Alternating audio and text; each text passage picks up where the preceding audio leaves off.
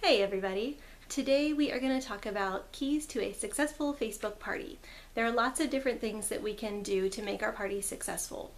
The very first and I feel like the most important thing is to get our hostess excited. We can do that in lots of different ways, but I just want to talk about how much the impact is different. We can show our excitement and our passion for these books and our desire to help improve the literacy rate in this country by exposing people to really awesome books that we have to offer.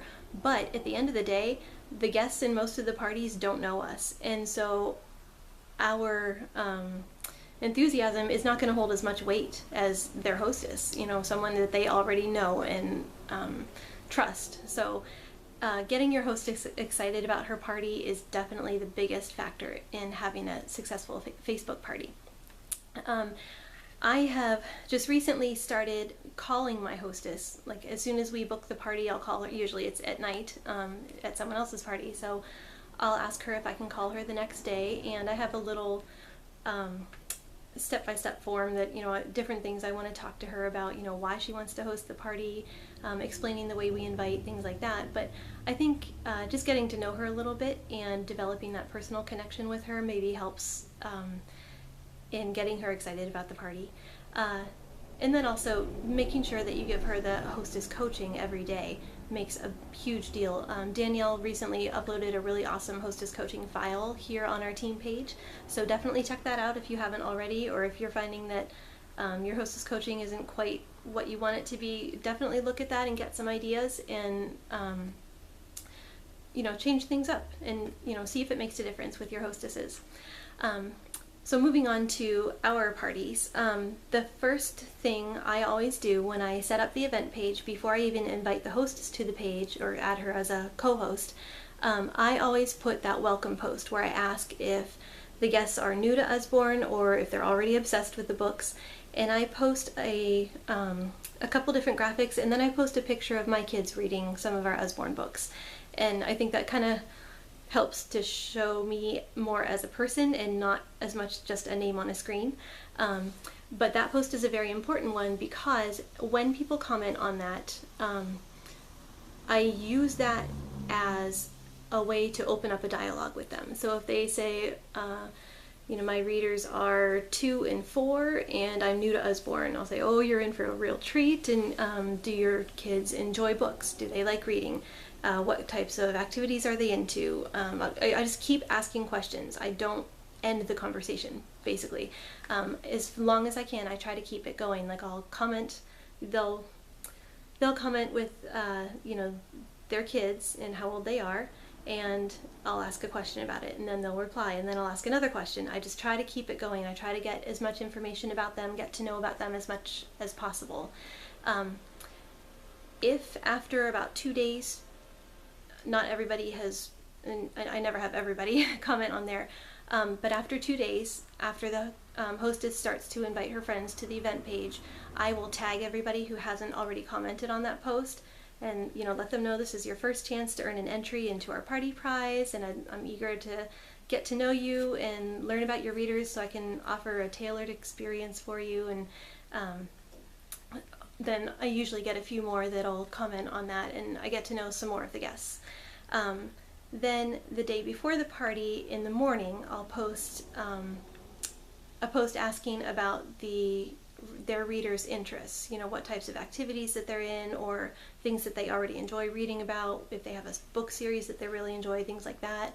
I post some graphics along with it to kind of give people some ideas, and then usually I'll get a few people that comment on that, but even for people that don't comment on that, I will still tag people because in that very first welcome post, I've gotten to know them a little bit. I'll tag people with recommendations there in that post. Another trick that I learned with this interest post the day before the party is I don't ever reply to a comment. I will start a new comment and tag the person. Like, if Susie says, my kids are into football and dinosaurs, then I won't reply to Susie's comment. I'll put in the next comment below, Susie, for your son interested in dinosaurs, I definitely recommend this one. That way everybody's going to see those. When you if you've ever looked at I'm sure you've probably all noticed, the Facebook posts, when there's a comment, it just says, 1 reply or 4 replies or whatever. It doesn't show the replies. If I do it that way, in a new comment, everybody will see it. I also include a little graphic with just the cover of the book that I'm recommending. So that's another thing that way if that person is looking for the book that I recommended later, they'll be able to recognize exactly which book I'm talking about, because a lot of our books have similar titles and I don't want someone ordering the wrong thing that's not appropriate, for their child's age or something like that. The next day, the day of the party, either in the morning or at lunchtime, I will post some type of a game that requires people to comment throughout the day. I do that by, usually the one that I love the most is the write our own story game, because people they're encouraged to be kind of silly with it, and it just makes the whole party experience more fun. I like that one. There's also there are other ones that are, you can play like a Duck Duck Goose type of a game. You can do, we have some games, if you look on the Blossoms group, in the files there are lots of different graphics I'm sorry, not in the files, in the Blossoms drive. You can find that in the pinned post at the top of the Blossoms group. There are a lot of different graphics there that have games that, you can find, but the reason you want people to keep posting throughout the day is that first of all, when Facebook sees that a post has a whole lot of comments, then they'll show it because they see, oh, a lot of people are interested in this, so they'll show it in more people's news feeds. Secondly, then the people that have already commented on that post, unless they've turned off notifications for that post, it'll keep popping up in their news feed all day as other people comment. So they're going to be less likely to forget about the party that evening, and it'll show up in more people's news feeds. So that's a really good tip, to post some type of a game that, number one, is fun, and secondly is causing more exposure. Alright, so then I either do 2 hours before the party or like 15 or 20 minutes before the party, whenever I happen to be home and have time to do it.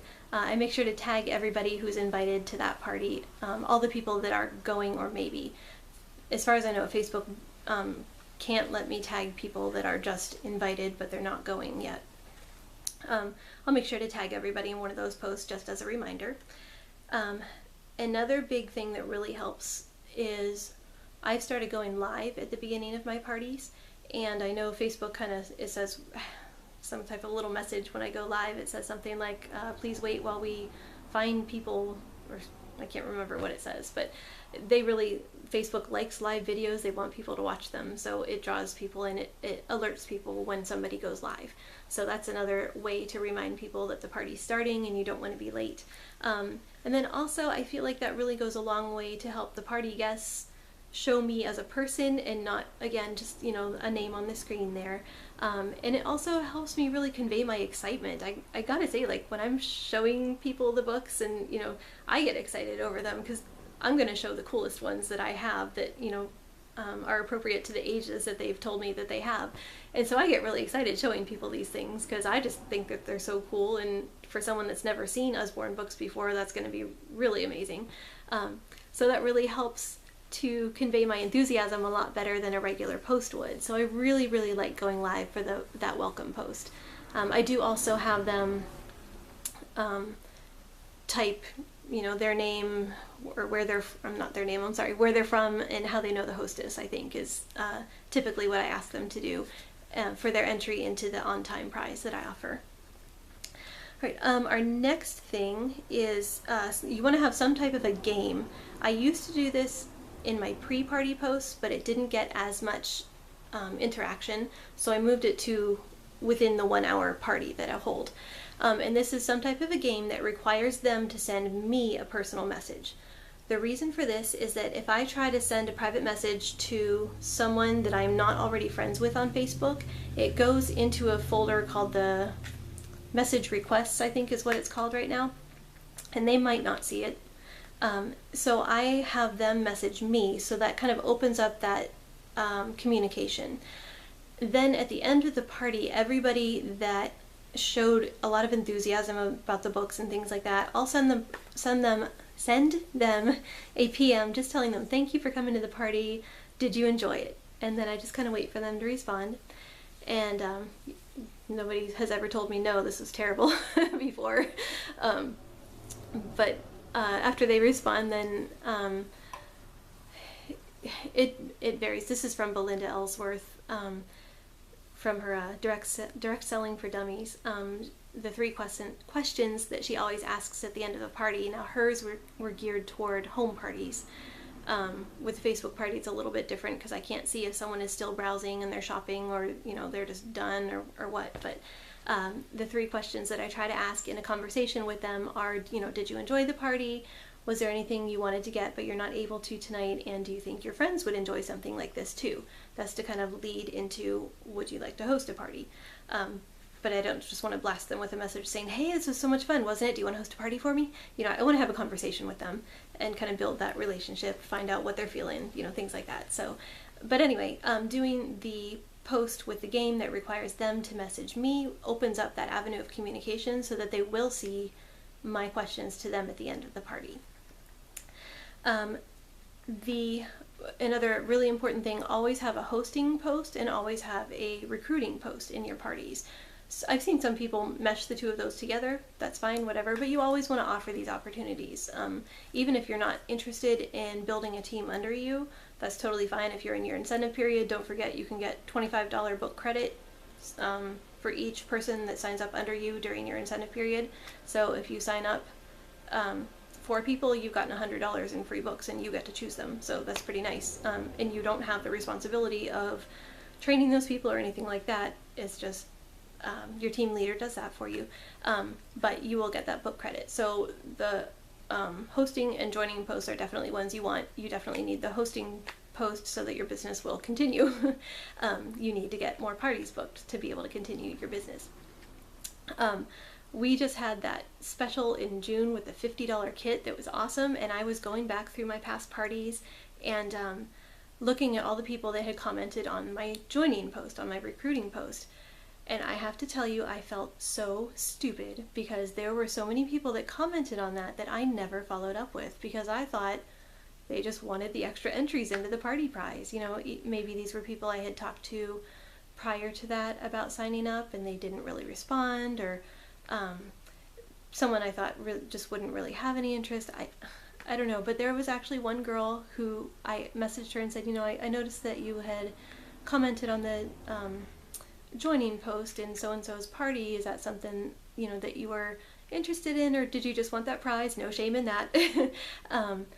And she said, well, I was interested, but I really can't right now. And I just felt like such an idiot that I had not followed up with her, because I made an assumption that she just wanted the prize, and I never pursued that. And I'm kicking myself now, and I've learned that lesson, and from now on, anyone who does comment on the joining post, I will definitely follow up with questions. To see, scale of 1 to 10, how interested are you in more information, something like that. But so the joining post is definitely something you want to have there, and don't be like me, follow up. Then the next tip, I guess the last one I have for the party itself, is the following day I'll post a reminder in the morning and then a reminder in the evening. And the reminder in the evening, I always tag everybody in the party who has not purchased yet, because a lot of people, life is busy and people do forget, so not a big deal. But those are my tips for a successful Facebook party. If you also have one, please put it in the comments below here and let us know, and we can all help and learn from each other. If you've got any questions, go ahead and put that in the comment. All right, you guys have a great week. Thank you.